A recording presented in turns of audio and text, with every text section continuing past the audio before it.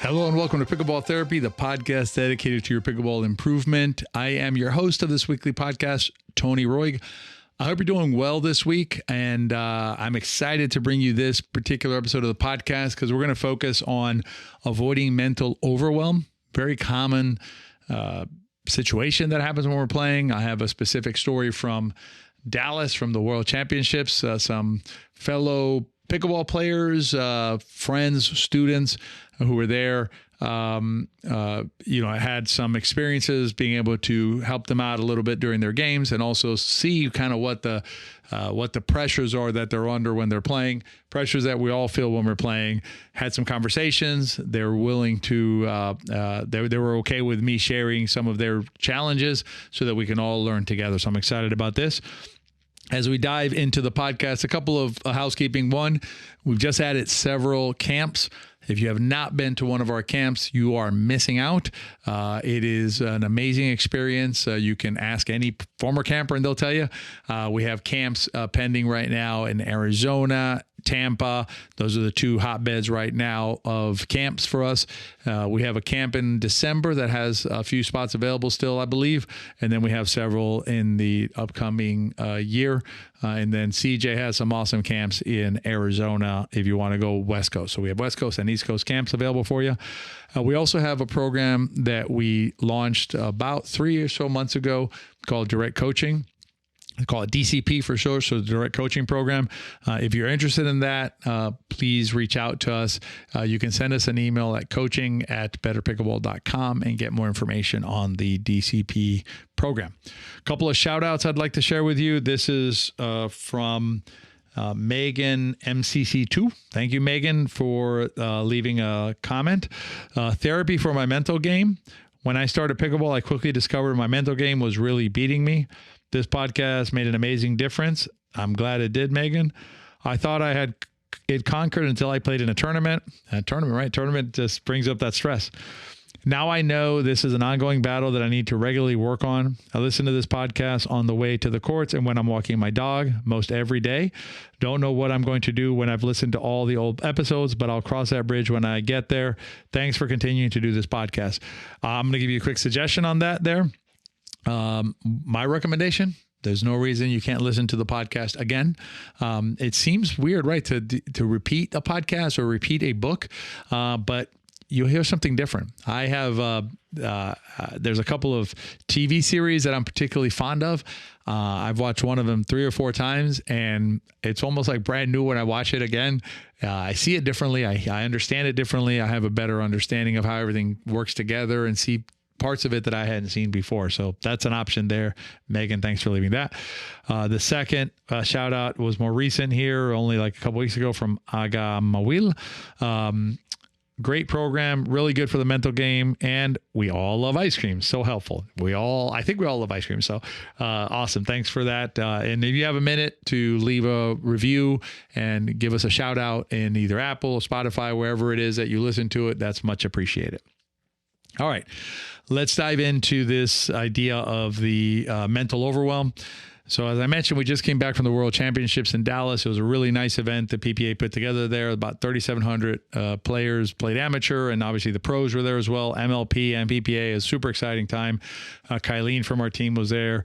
I was there. Jeff also from our team was there for a certain amount of it. So it was really, really awesome.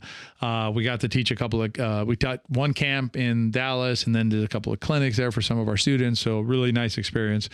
So several of our students and friends were participating at the tournament. We had Vicky, Tracy, Jody, Karen, Sandra, Randy, and several others who were there.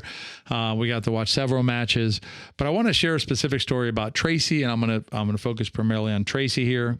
Tracy is a student, but also has become a friend. Him and his wife Jody, and so Tracy played both in the men's division on Saturday and the mixed division on Sunday, and watching him play, he's been playing a couple of years now. He's putting a lot of work on his game. He's very dedicated to his improvement. And what I saw interference in his game coming from himself, right? Basically where he was defeating himself. I saw it in some other players as well, but I want to focus here on Tracy's story because again, Tracy was fine with me sharing these challenges with you. And what when I talked to Tracy about it right after the tournament, we were chatting. He was sharing with me how his mind was just, so busy, right? He's trying to he has just so much going on up there, all happening in real time, all happening, while he's trying to navigate a pickleball game. And in a tournament, there's a higher stress level because it's a tournament, right? Whether it should be there or not is a topic for another day. But I understand why in a tournament we all feel a little bit more anxious, if you will, a little more uptight about the situation because of what's quote unquote at stake, right? In a tournament. So what I wanted to do, and I told Tracy I would do, and I wanted to share with you in this podcast is try and help you maybe navigate it in a couple of different ways. And what I came up with was 3 different areas to talk about where you can hopefully quiet the mind in these areas because each one of these areas can sometimes take over. So we're going to look at mechanics, strategy, and then how we use our body. So the athletic pillar, and if you know anything about our coaching, you know that we use the 3 pillars. So it's mechanical, strategic, and athletic that we're covering here. So I'm going to start with mechanics here. And in the mechanics, it's important to understand that you cannot really do mechanical work in real time, whether it's a tournament or even rec play. And when I mean mechanical work, I'm talking about where you're trying to develop or learn a new shot or a modification or something in something you're doing. Very difficult to do that in game time situations. You want to put in the work on your mechanics off court. And when I say off court, I mean off play court. You can do it on a court if you're training with a ball machine, a bucket, a friend, things like that. That's fine. But you really want to be able to do that not during playtime, is focusing on mechanics. Now you can make some adjustments on your mechanics. And what I mean by that is it's knowing your tendencies. So for example, I'll give you a personal example. I have a tendency to move while I'm hitting reset shots. So I'm in a transition zone. I'm over the non-volley zone line. I'm trying to just soften the ball and reset it. Reset, if you don't know what it means, reset is basically where you make it neutral shot. So I'm going to drop it into the non-volley zone. The idea is to not get smashed with the next shot. What I tend to do in those situations often is I will start moving out of it, whether it's moving forward, standing up, but I come out of the shot too early. That affects the shot and I end up missing. Now that's repetitive, right? So it's not that difficult for me to identify the source of the problem and suggest a correction to myself, which is to stay more set while I'm hitting. So that's an example of something you can do. Let's say, for example, you miss returns of serve with some frequency because you're running through them. Okay. When you run through them, you miss return of serve, then you can just remind yourself to slow down on that. What I see happening on mechanics is you can miss a lot of different ways. And if it's not a pattern, if it's not something that's regular for you, you're trying to solve for that. So you're trying to solve for, okay, I just missed this shot that I'm not sure exactly why I missed it, but let me figure out why I missed it and let me work through that. Your brain's going to get overwhelmed with all of this, trying to solve that puzzle on something that isn't solvable in the moment. So on mechanics, 1, if you're working on your shots, do that off the game court. Number 2, if you want to focus if you want to spend some of your bandwidth, I should say, on solving mechanical problems as you play, focus on those that are repetitive, that are big picture for you. There's probably 1 or 2 that you can think of, whether it's a volley or a particular shot that gives you trouble. If you need to identify what the problem is before you get to the court, right? So give some thought to it. Like, I know what my problem is on my resets before I get to the court. I'm not trying to solve for it. I'm just trying to go, okay, I see what happened. Now I just got to remind myself to stay set, right? Much easier, much lower bandwidth requirement to do that than to try and work through an entire process of what's going on with my shots in the middle of a game. So that's on mechanical, quieting the mind. On strategy, on the strategic pillar, what you want to do is really free your mind here as well by focusing only on the areas that really matter to you right now. Now, what you do here is you think about setting a bar for yourself in terms of your play. That is a bar that you want to try and surpass every rally. If you are not yet 4.0 plus player, most of this thought process is going to be on the return side. How are you doing on the return side? Because that's where the money's at for you. So the idea here is to simplify the amount of things you're trying to solve strategically when you're playing. And the way to think about this is like, you don't need to know exactly the best place to put every single shot that you hit.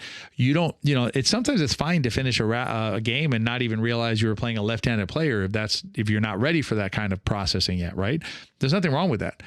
Don't require or don't demand of yourself a breakdown of the strategy or an analysis of strategy that is beyond where you're at right now, because all you're going to do is overwhelm your mind with too much information, right? Too much processing, right? And maybe it's helpful to think about it this way. Your mind is a computer, right? At the end of the day, it's a computer. It does, computational analysis at a very sophisticated level, but it's still a computer. So just like if you took your regular computer, your laptop or your phone or whatever, and you overwhelmed it with processes, right? It wouldn't work. It would shut down, or it would basically lock up or be delayed. You get that little, remember the little spinning circle thing that happens when you're overwhelming your Wi-Fi, for instance. It's the same thing here. What you want to do is not redline your mind, right? Not take your mind into like where it can't handle the processes, and it either locks up or it's delayed in thinking, and giving you feedback on what you actually have to do for your next rally. So that's what we're trying to do here, is free up some bandwidth from your CPU up in your brain so that it doesn't get overwhelmed, it doesn't get overtaxed, and then just basically breaks down and can't process anymore. All right. So that's mechanical and strategic. Let's talk about athletic now, because what's interesting here is you can actually utilize your body to help calm your mind. That body-mind connection works both ways, right? If your mind is tense, your body's going to be tense. But if your body's tense, your mind's going to be tense back, right? So it's a circular thing or two-way street, if you want to think about it that way. So there's two ideas here that I want to share with you. One is releasing the paddle between rallies is going to be very helpful for you. Releasing the paddle from your hand, dominant hand. So take the paddle out of your dominant hand, release the hand. You want to shake it out. Great, right? Just that disconnect, letting you know that the prior rally is done. Take a break, get ready for the next rally. Avoid getting that carryover from one rally to the other. Another thing that you can do is breathing. And I'm not going to go through a breathing exercise here because I've done it in the last couple of episodes. You can go back and check that out on the 2-push breathing technique. Find a breathing technique that works for you, right? You want to use a 2-push that we coach. Great. We've also done it's the box breathing, or like 4 seconds, 4 seconds, 4 seconds, 4 seconds, 4 seconds. That one works too. It takes a little longer. Find a way to use breathing, right? Use the breathing that works for you, to get back in the moment and to quiet everything down. And that's how you start using your body to interact with the mind and quiet everything down in your mind to avoid, the overwhelm, or to take you out of those overwhelming situations. And then think of like the end of every rally is its own, when the rally ends, close the loop, right? The rally's over. What's next? One thing that you can do that's very common that you see a lot of pros doing, and I think it's super powerful technique, you just take your paddle to the back fence and just tap it there. Just tap the back fence. That basically indicates, okay, that we're done with that. What next? What's going on? What are we going to, you got to get ready for the next one, and leave all that baggage behind you. Because what happens is if you leave that baggage in your brain from the last rally, the rally before, it's going to interfere with your current rally. And I'll tell you examples of, you see examples all the time of like, hey, what's a score? I have a scoring problem, whatever. Miss the next shot. I'm upset because of the last out call. Miss the next shot. Whatever. I'm upset because I popped the ball up. Miss the next shot. Or you're increasing the chance that you're going to do that because you have this baggage from before. So close out the rally and get ready for the next one. So those are 3 techniques that you can use to quiet the mind and also avoid the overwhelm that is natural, right? And that you see players all the time being subjected to, or being subject to, because of they're allowing too many inputs to try and crowd the mind, whether it's a mechanics, strategic, or sometimes just nervousness and things like that, get into our brain and overwhelm our ability to process as we play. You're going to play much better when you have CPU bandwidth to allow you to get to do the job that you're trying to do, whether it's hit the ball to the left, hit the ball to the right, hit your serve, get ready for a bang, let the ball go, whatever it is you need to do. You're going to be much better served when your CPU has the bandwidth to be able to process that. All right. I want to dive into the riff now. So this was at Nationals. I got a question from Ryan. Ryan is a fellow pickleball player. I had the pleasure of playing against Ryan at Nationals last year. This was in the hybrid. Ryan is a wheelchair player, they call it para pickleball, and amazing athlete. I mentioned Ryan to you in a prior episode because about a year ago or so, because I have never seen a player in any level or, standing or seated player that served and returned better than Ryan. His consistency on his serve and consistency on the return, amazing shots, amazing consistency, and super effective as a player. So anyway, I ran into Ryan at Worlds. We started chatting, and he's doing a lot to help promote, they call it, I believe the term they use now is adaptive pickleball. So basically like pickleball for players in wheelchairs. Super awesome that he's doing that. And anyway, so we were chatting and he asked me a question. He says, what advice would you give to a player, right? Newer player or a player who's struggling to find their way? So I didn't give him a great answer at the time. So we're going to get him a copy of this podcast so that he can hear my better answer now. I was kind of in the middle of some other things in my brain and I was like, oh, okay. And so I kind of fumbled around a little bit with it, but we're going to make it up now.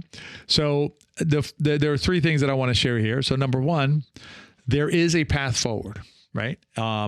If you know a pickleball player who's struggling, a pickleball player who's having difficulty, there is a path forward for that player, right? A path where they end up playing better than they are today.